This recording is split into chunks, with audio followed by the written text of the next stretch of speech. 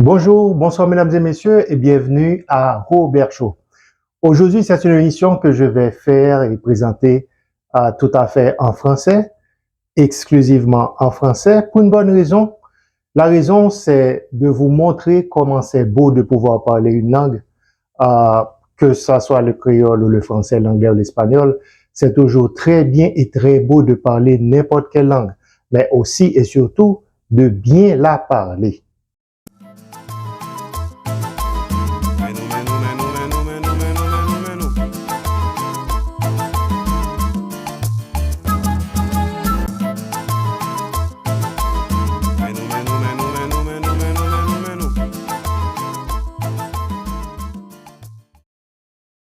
Alors, beaucoup d'entre nous avons pris l'habitude de ne pas parler français, de parler créole.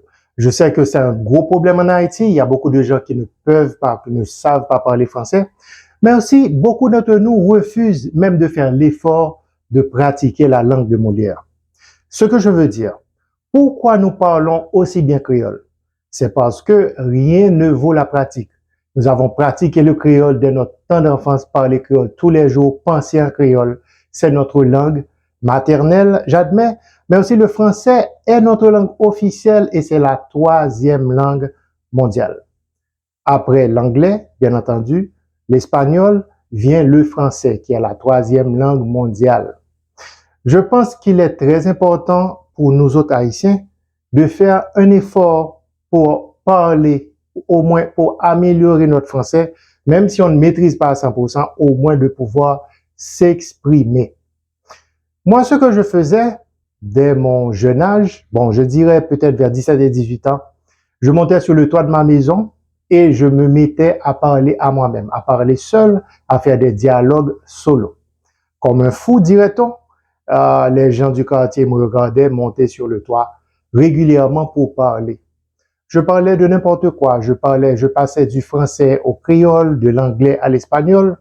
Je faisais semblant d'être un journaliste qui pose des questions à quelqu'un, à une personne, et puis peut-être une autre personne qui est un interprète et qui traduit. Donc, je jouais tous ces rôles-là. Donc, comme je vous dis, je passais de l'anglais au créole, à l'espagnol et au français. Je jonglais avec ces quatre langues et je pense que c'est une bonne chose. Rien ne vaut la pratique. Il y a une très mauvaise perception ou conception qui dit que le français, c'est la langue des colons blancs. Peut-être, peut-être. Mais le français, c'est la langue des colons blancs. Donc, ça veut dire que si les colons nous ont apporté beaucoup de choses négatives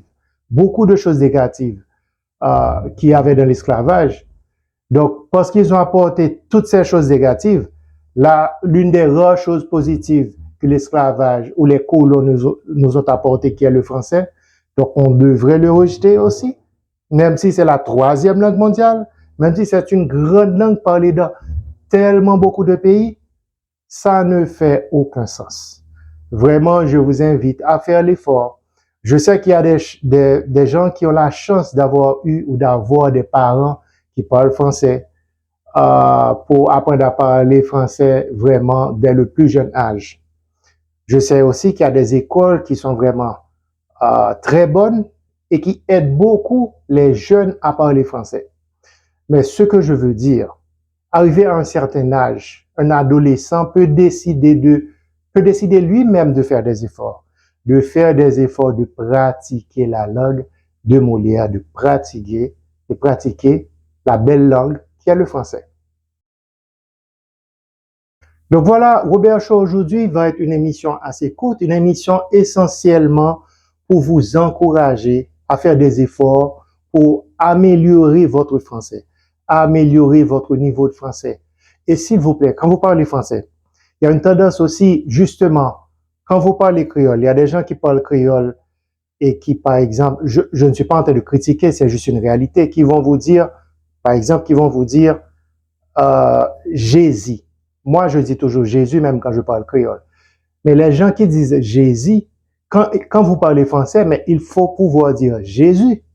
Donc, si vous ne faites pas de pratique et vous dites toujours Jésus quand vous parlez créole et même quand vous essayez de parler français, donc finalement, vous allez toujours avoir ce problème de lapsus qu'on appelle en Haïti surette. Là, on dit on a bouche surette. Donc, en bon français, ça s'appelle lapsus lingué.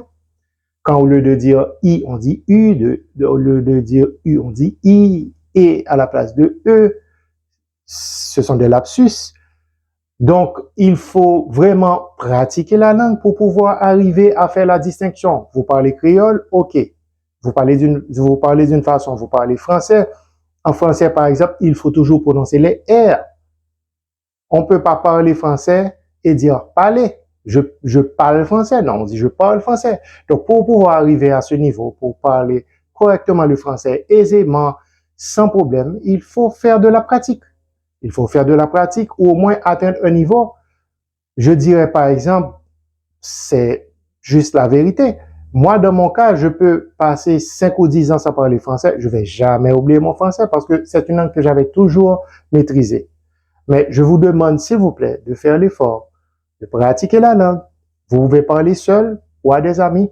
Oh, aussi, je dois ajouter aussi que, messieurs, commencez à regarder les feuilletons aussi. Les femmes, les filles qui regardent les feuilletons, je sais que votre français est bien mieux que le français des hommes parce que vous regardez les feuilletons où ils parlent français, vous regardez les films. Et s'il vous plaît, essayez quand vous les regardez de répéter les mots, de retenir les mots. Tout ça va vous aider à améliorer votre français qui est la 3e langue mondiale. Et bien voilà, merci beaucoup. C'était là votre show, Robert Show. À la prochaine.